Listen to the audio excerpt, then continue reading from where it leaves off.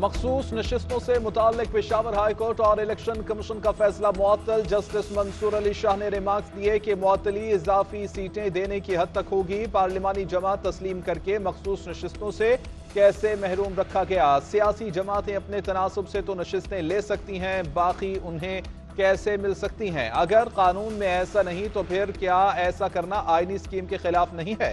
Justice अतर मिनुल्लाह ने remarks दिए कि जो काम डायरेक्ट नहीं किया जा सकता वो इनडायरेक्ट भी नहीं हो सकता। एक सियासी जमात के मैंडेट को इनडायरेक्ट तरीके से नजरअंदाज करना क्या दुरुस्त अमल है।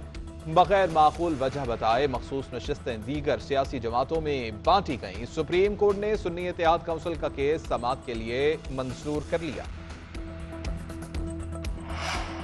सुप्रीम कोर्ट के फैसले से सदर के इंतखाबात मुअत्तल नहीं होंगे। आइन के मुताबिक सदारती इलेक्शन किसी भी अदालत में चैलेंज नहीं कर सकते। साबिक सेक्रेटरी इलेक्शन कमीशन कवर्द इरशाद का सुप्रीम कोर्ट के फैसले पर रद्द-ए-अमल।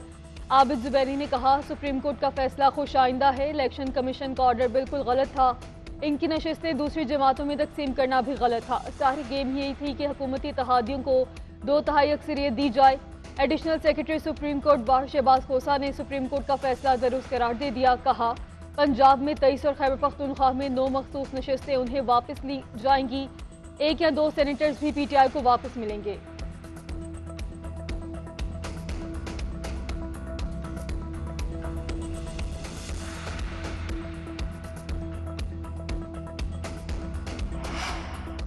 सुप्रीम कोर्ट में फैजाबाद धरना नजर सानी केस की समाअत। चीफ जस्टिस काजी फायज ईसा ने रिमार्क्स दिए कि इस केस को आखिर में सुनेंगे। इलेक्शन कमीशन ने रिपोर्ट जमा कराई है, आपने वो रिपोर्ट देखी है। अटॉर्नी जनरल से इस्तफसार। कहा, आप तब तक रिपोर्ट का जायजा ले लें। केस की समाअत में वक्फा।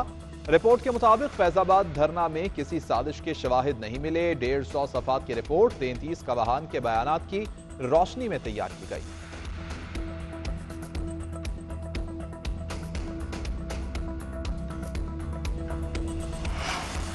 परवेज इलाही हाउस से अरेस्ट हो गए, यहाँ अस्पताल मुंतकिल किया जाएगा। इस्लामाबाद हाईकोर्ट की वजारत दाखिला को फैसला करने की हिदायत। तहरीरी फैसले में कहा गया कि अगर सेक्रेटरी दाखिला के दायरा कार में है, इस दरखास्त पर फैसला करें। दायरा कार में नहीं तो मजाज अथॉरिटी को दरखास्त 2 दिन में भेजें। दरखास्त पर फैसला करते वक्त खादिम हुसैन और शहबाज शरीफ के अदालती फैसलों को मद्देनजर रखा जाए। मुतल्लिका फोरम को परवेज इलाही की दरखास्त पर कानून के मुताबिक 14 रोज में फैसला करने की हिदायत। सुप्रिटेंडेंट अडयाला जेल को पिम्स अस्पताल से मेडिकल चेकअप की सहूलत फराहम करने की हिदायत। हर हफ्ते जाती मुआलिज से तिब्बी मुआयने की इजाजत देने का भी हुक्म।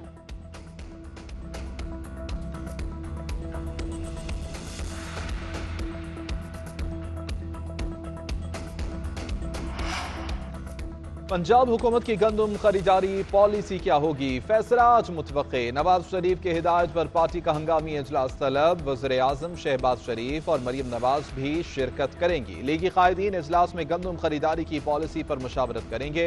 कमेटी की रिपोर्ट भी आज वज़ीर आज़म शहबाज शरीफ को पेश की जाएगी। दूसरी जानिब पंजाब में गंदम खरीदारी इसी हफ्ते शुरू होने का इम्कान। मुतल्लिका हुक्काम को तैयारी की हिदायत कर दी गई। वफाकी हुकूमत ने पंजाब को 20 लाख टन गंदम खरीदने की इजाजत दी थी।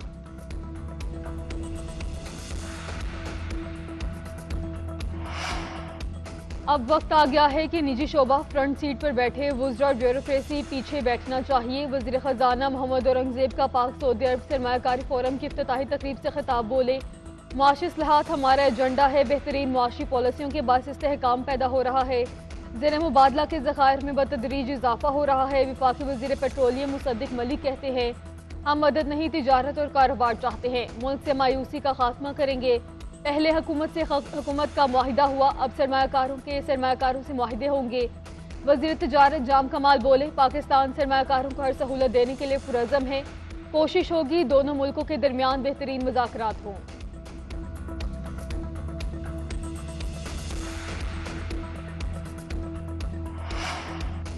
पाकिस्तान स्टॉक एक्सचेंज में जबरदस्त तेजी। 100 इंडेक्स में 1000 से ज्यादा पॉइंट्स का इजाफा। 72,000 की नफसियाती हद बहाल हो गई। इंडेक्स 1.3% इजाफे के बाद 72,900 की सतह पर पहुंच गया।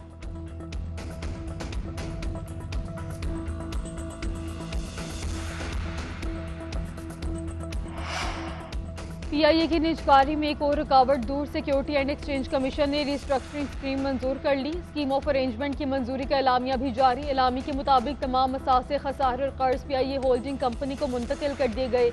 निजकारी में हम कानूनी पेशरफ से मुतल्लिक वजारत खजाना और वजारत निजकारी को भी आगाह कर दिया गया। स्टॉक मार्केट में पीआईए होल्डिंग कंपनी की लिस्टिंग के लिए रूल्स और रेगुलेशन की जा सकती है।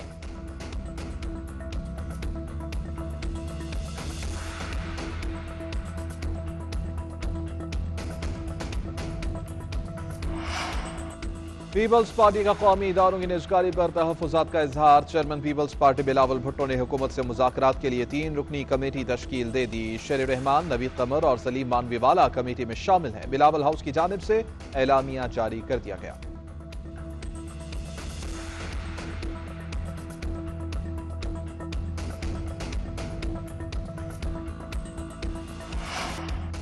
पाकिस्तान स्टॉक एक्सचेंज में जबरदस्त तेजी। 100 इंडेक्स में 1000 से ज्यादा पॉइंट्स का इजाफा। 72,000 की नफसियाती हद बहाल हो गई। इंडेक्स 1.3% इजाफे के बाद 72,900 की सतह पर पहुंच गया।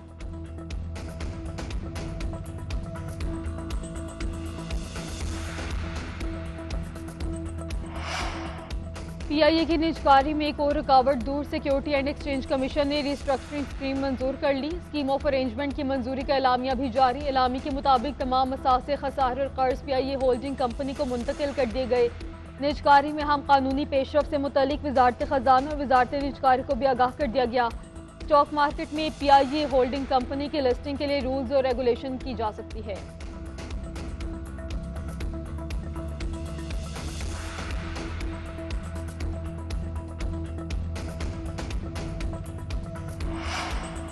पीपल्स पार्टी का कौमी इदारों की निजकारी पर तहफ़्फ़ुज़ात का इजहार। Chairman peoples party Bilawal Bhutto ने हुकूमत से मुज़ाकरात के लिए 3 रुकनी कमेटी तश्कील दे दी। शेर रहमान, नवीद कमर और सलीम मानवीवाला कमेटी में शामिल हैं। बिलावल हाउस की जानिब से एलामिया जारी कर दिया गया।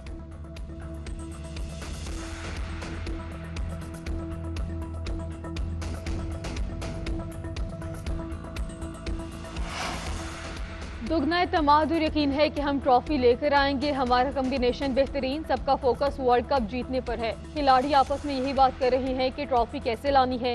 कप्तान बाबर आजम कहते हैं मोहम्मद हारिस को टीम में शामिल ना करने का जवाब देते हुए कहा कि मोहम्मद हारिस को पीएसएल में मौका मिला, उन्हें परफॉर्म करना चाहिए था जो वो नहीं कर सके। आमिर जमाल को पॉलिश होने में मजीद वक्त लगेगा। हसन अली बैकअप के तौर पे है, वो प्लेइंग 11 में शामिल नहीं। पर्सनल गेम नहीं हो रही, जो टीम के लिए बेहतर होगा उस पर बैठकर बात करेंगे। चेयरमैन पीसीबी खिलाड़ियों को एतमाद दे रहे हैं, उन्होंने नेचुरल गेम खेलने का कहा है।